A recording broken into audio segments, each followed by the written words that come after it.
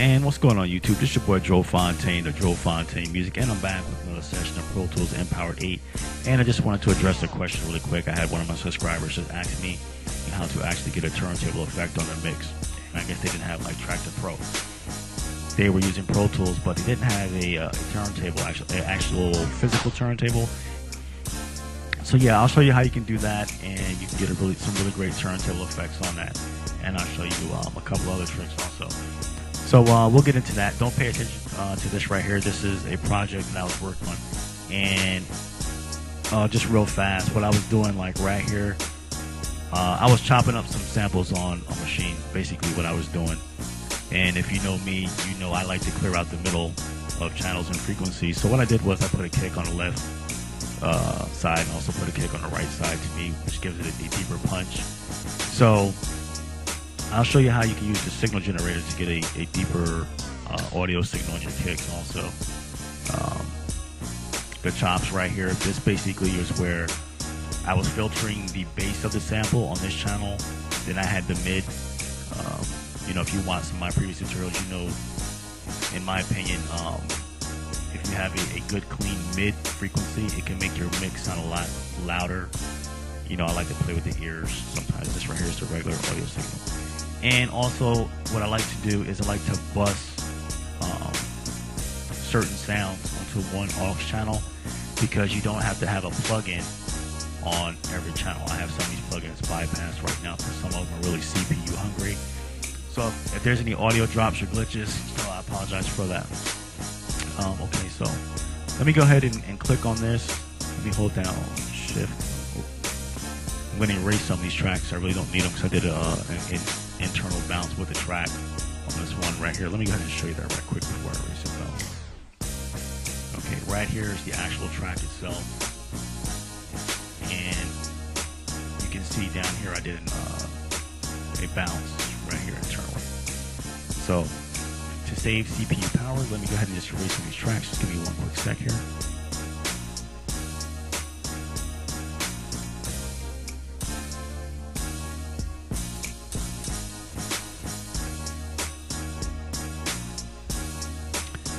Okay, so what we did was we took a big load off of the CPU, and we're left with just these guys right here. Let's make sure my audio levels are still coming out, so that's great. Didn't want to erase anything in error. And I have this guy right here on the mic. Okay, and this right here is the C6 plugin I was using it to enhance the highs. I can take this off.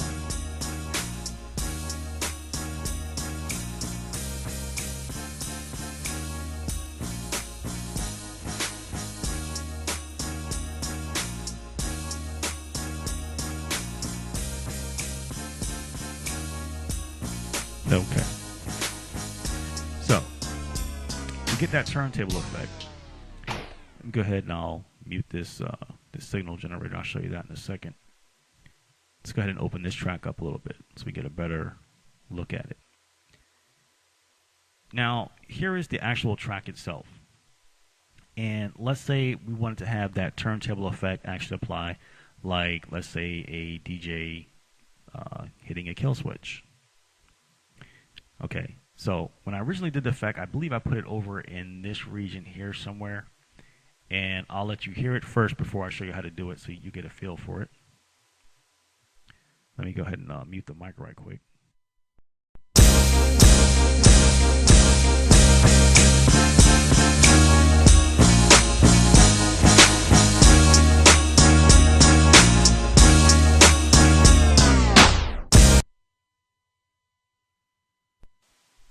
Okay, so you heard how it had that kill switch effect right here.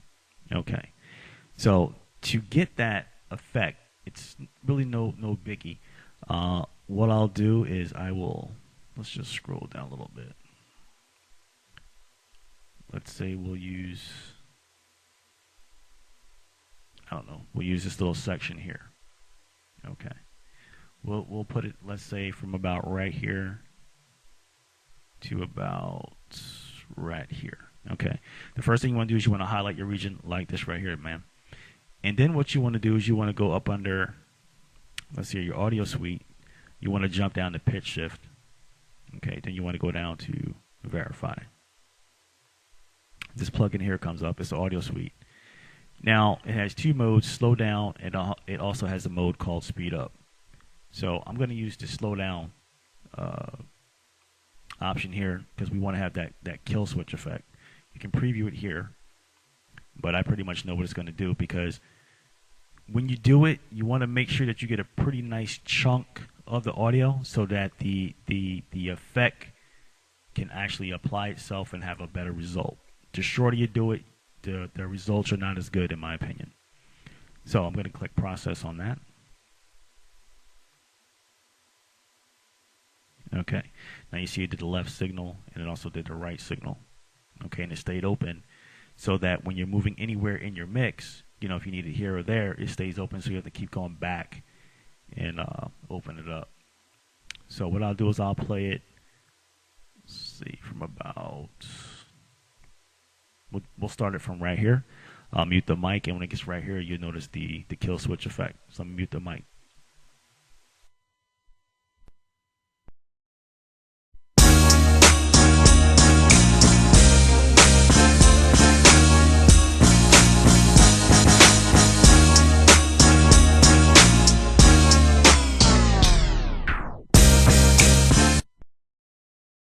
Okay, so you notice how that turntable effect came in, and then as the kill switch went off right here, it came back on because this is where the audio wasn't processed. Because again, it just processed this little section wherever you highlight it. And you also can, you know, you can do the reverse effect on that. You can actually have a turntable effect, you know, speeding up. So I'll go ahead and I'll play that one more time just so you guys can get an idea or a feel for that. Let me go ahead and mute the mic one more time. We'll start it from right here.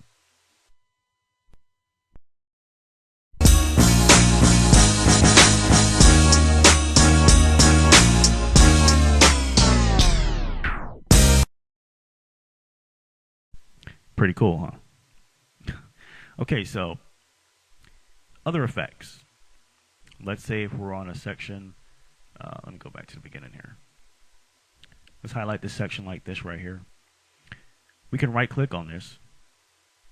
One mode you might want to get familiar with too is called spot. I can click on this. And right here in your time scale, you have minutes, seconds, samples, bars, and beats. Right now we're on bars and beats. Bars and beats just basically means, okay, 1 bar, 2 bar, 3 bars, 4 bars, etc., etc. We're all familiar with that, of course. And we also have minutes and seconds, where you can scroll through time in minutes and seconds. You know, you want to know how long your song is. Okay, now, bars and beats, let's say if I just left it there for a minute. Let's say I click this icon to a 2, like so. You notice how it just jumped from here to the second bar. Okay. Bring it back. If I was to switch to minutes and seconds, let's say I was to jump, I don't know, I don't want to make this fly too far up the screen, but let's say we'll jump, let's say over here to like 9 seconds. We'll just type in 09. Boom, we're over here at 09. So that's a great way to jump around. The other way is if you hit the plus sign or the minus sign on your keyboard, and we can just glide like this right here. This is called nudging, by the way. If there's somebody who's watching who doesn't know what this is, that's called nudging. And you control your nudge by clicking over here. I was nudging that by 16th notes. You can do 64th notes for a little more control on that. Okay. You can also right click. We can go under elastic properties. We can pitch shift here.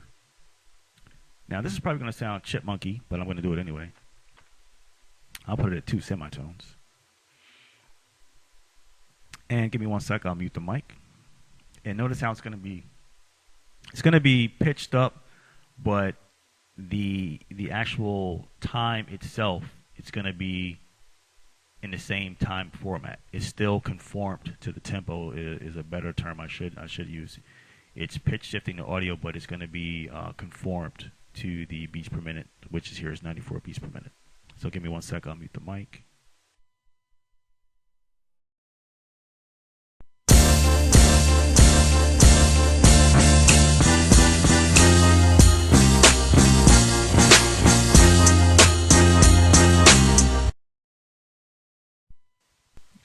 So you get the idea on that. Bring it back to 0. And this works in real time, by the way. You know, if you guys are at home, I'm just doing this for demo. You can leave this open and move this pitch shift here, and it will speed up, slow down while it's playing, which is really cool about that. Okay, let's get to adding a little more punch to the kicks. So this should help him out as far as, you know, getting some turntable effects. You know, if you're doing a mixtape or CD, you want to, you know, fade songs in and out a lot better. I think that'll make it sound a lot, you know, better that way. Pro Tools has, let me just shrink this down a little bit, and we'll open this up a little bit. Pro Tools has a really cool signal generator, and you see this little, let me go ahead and delete that off right quick. I'll show you how I got that on there. I'll unmute that. What happens is, okay, let's say if I highlight a section from here to here, because I want these kicks that's on time with my sample here. You know, you can go a little more in depth with this, you know, as far as chopping it up and making your own sound kits. You know, if you want to get into sound design and stuff like that, but that's a whole other area. I'm not going to get into that right now. But sound design is really cool. So actually, this kind of is, I guess you kind of, you know, can say this is kind of like sound design in a way. You know, if you want to custom tune, you know, a little part of a kick or something like that. But this will give you more punch in your kicks. By highlighting that section, we jump under Audio Suite. We jump down to Other. Right above your time compression expansion is a signal generator. Signal generator comes up like this, and it stays open again, just like the previous plugin, because you can go through your track and add it where you need it. Okay. Now the frequency here is at 1008 Z, which is a really high-pitched frequency. Something I don't want. I want bass. So I will put 68 Z. We'll hit enter. We'll use the sine wave. And you see it locks in. Now 68Z is a bass, a low bass frequency. Have you ever been driving down the road and you hear that car next to you and you hear that quad that's shaking you when you're in your seat? That's what we want. Okay, you can go lower than that if you wanted to, but if you get really low, I'm not really sure the cutoff, but when you get to a certain low frequency, you won't hear it. Your ears won't pick it up. Same thing with high frequencies. You get so high pitched, I think only like a dog can hear it. But anyway, what we want to do, you can preview it, or you can just process. I'll process it because I know what 60AZ is going to sound like. Okay, and it put our little signal there. I'll just close this out. I will mute this bounce track, and I'll just leave this. I'm gonna let this play by itself so you can hear it by itself. So let me mute the mic, and I'll let you hear that, and I'll let it loop with these icons here, so it'll be like boom, boom, boom, boom, like that right there. So let's mute the mic.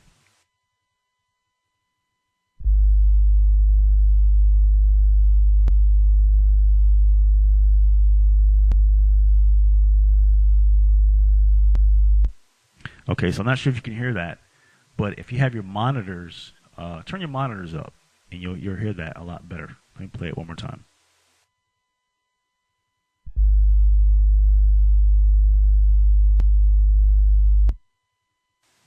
Okay, so this is important because when this signal mixes with your kicks are going to punch a lot more. It's not like parallel compression, but it is giving a little something to the kicks. I'll play these.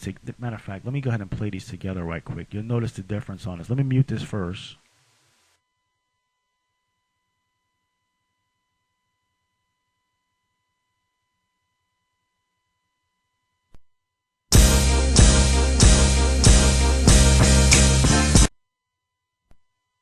Okay, that was kind of high pitched. Now let's add a little bass to that.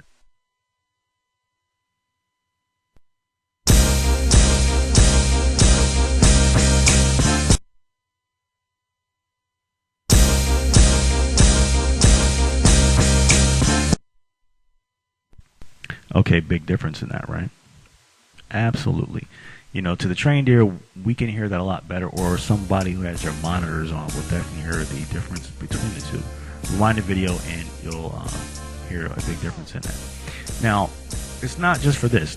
Also, you know, getting back to sound design, I create my own drum kits and stuff like that, but this bass tone, okay, you can take this tone and you can put it, let's say if you add, you go under here under file and not bounce to, but yeah, I'm sorry, bounce to this. I'm thinking export for whatever reason. Bounce that to this. You can take this sound, man. You could put this sound into like an MPC or your machine, and you can get a really low sub frequency. If you're a machine, you ever put a sample inside a machine and you have split, you have grid, and you had detect. Let's say if you put it on detect and detect this whole region, because if you're chopping up a sample, you want to have split, and you can have like just to answer another question right quick. Somebody asked me how to remove some of the chops. You can choose how many slices you want. I think you do like 4, 8, or 16. If it's too many slices, just drop the mode down, and it's gonna take some of those slices out. The pads will be like this; they'll be lit up. You can click pad by pad and click remove and take those slices off like that too. But anyway, getting back to this, use the ADSR mode. I'm sorry, not the ADSR mode. Put it on one shot, then put your polyphony and your choke loop to 1 on machine. For example, I'm using machine for example. And what happens is, once you get it the way you need it, you can loop it to have it perfectly looped, or you can use it as a where it's going to say audio, and then you click that button. It's going to actually, do you want to truncate it? You could just press yes, and well, it doesn't say yes on machine, it says truncate it, and put it on your pads, and tune it up, tune maybe like the first 4 pads down low, and get towards the top, bring them up. That way, when you put it on keyboard mode and they're choking each other out, you can achieve different bass tones inside of your mix. So that's a really great, efficient way that we can get it free right here inside Pro Tools without having to buy, say, like an expensive bass plugin. Okay. So anyway, I hope that this tutorial will help you get a more a better mix that way, as far as trying to add bass to your mix, or if you want to get like a turntable effect and things of that nature. So again, this is your boy Joe Fontaine Music, and you guys can check me out at www.digitalmusic.yolasite.com. Be sure to check me out. I will see you guys on the next one. Peace.